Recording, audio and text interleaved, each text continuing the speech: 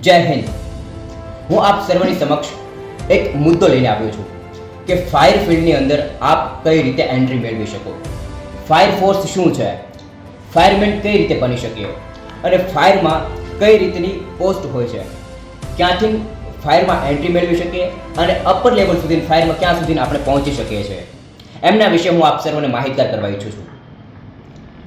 First of all, fireman જેવી રીતના પોલીસની અંદર લોકરક્ષક કેડર દળમાં પોલીસ કોન્સ્ટેબલ હોય છે, એમ સર્વપ્રથમનું પહેલું પગથિયું ફાયરમેનનું હોય છે. ત્યારબાદ ડીસીઓ હોય છે, ત્યારબાદ એની ઉપર જોઈએ તો સિનિયર ફાયરમેન હોય છે, ત્યારબાદ એની અપરનું લેવલ જોઈએ તો એસઓ એટલે સબ ઓફિસર હોય છે, ત્યારબાદ station fire officer, district fire officer, chief fire officer, એવી રીતના ફાયરની અંદર આ બધી પોસ્ટ હોય છે. આવી રીતના બધા પદ છે. હવે ફાયરની અંદર એન્ટ્રી કઈ રીતે મેળવી શકીએ આપણે? તો સર્વપ્રથમ આપણી પાસે ફાયરમેનનો કોર્સ હોવો જરૂરી છે. હવે આ કોર્સ કઈ રીતના કરી શકીએ? કોર્સ પ્રાઇવેટ સેક્ટરમાં અથવા ગવર્મેન્ટ સેક્ટરમાં અલગ અલગ જગ્યાએ અલગ અલગ ટાઈમ પિરિયડના કોર્સ થતા હોય છે. કોઈ જગ્યાએ વર્ષ દિવસના કોર્સ થાય છે તો કોઈ જગ્યાએ 6 મહિનાનો કોર્સ થાય છે. આ કોર્સ આપણે ખતમ કર્યા બાદ ફાયરનું સર્ટિફિકેટ મળે છે કે આપણે કોઈ પણ ગવર્મેન્ટ ભરતી માટે એલિજિબલ છીએ. આ સર્ટિફિકેટ મળ્યા બાદ ભરતી કઈ રીતના થતી હોય છે? ભરતી થતી હોય છે એક નગરપાલિકાઓની અંદર અને મહાનગરપાલિકાઓની અંદર.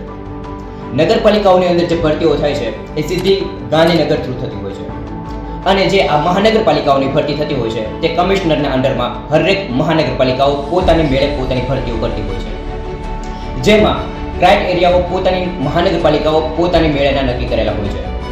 હમણાં વાત કરીએ રાજકોટની ભરતીની, તો રાજકોટની અંદર જે ભરતી થઈ છે એમાં લેખિત પરીક્ષા નથી, એમાં માત્ર ને માત્ર ગ્રાઉન્ડના મેરિટ ઉપર જ ત્યાં આખી ભરતી પ્રોસેસ પૂરી કરી છે. જેમની હું વાત કરું તો એક જ ગામના એક ગામ છે, મને એમનું ગામનું નામ નથી ખ્યાલ, પણ એક ગામના 40 છોકરાઓ એકી સાથે એ જ ભરતીમાં એક ગામના 40 જણે પાસ કર્યું છે. હાલમાં કોન્સ્ટેબલની એક્ઝામ લેવાય. કોન્સ્ટેબલની એક્ઝામની અંદર આપણે જોઈએ તો કોઈને પાર્ટ એ કે કોઈ પાર્ટ બીમાં નથી થતા માર્ક, એવા પ્રોબ્લેમો આપણે ફેસ કર્યા છે. આપણી આજુબાજુમાં લગભગ હર કોઈ વ્યક્તિ આવા પ્રોબ્લેમનો શિકાર બનેલો છે, આપણી નજરની સમક્ષ છે. તો હવે મારા કોન્ટેક્ટમાં એવા 2-4 જણ જે હતા જે કન્ટિન્યુ કોન્સ્ટેબલને લઈને તે તૈયારી કરતા અને કોન્સ્ટેબલને તે આપણે ખાખી પહેરવી છે એવું સપનું લઈને તે બેઠેલા. એ છોકરાઓએ આ એક્ઝામમાં બરાબર રીતે પરફોર્મન્સ નથી આપે.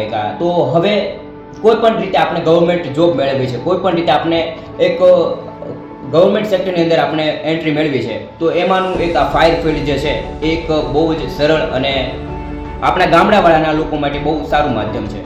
ફાયર ફિલ્ડના કામને લઈને, ફાયર ફિલ્ડ શું છે એમના વિશે હું વિસ્તૃત આપ સર્વની સમક્ષ માહિતી લઈને ઉપસ્થિત થવા ઈચ્છું છું. જો આપ ઈચ્છતા હો તો હું આપને આ વિશે સંપૂર્ણ રીતે માહિતગાર કરવા ઈચ્છું છું. Let's go. જય હિન્દ.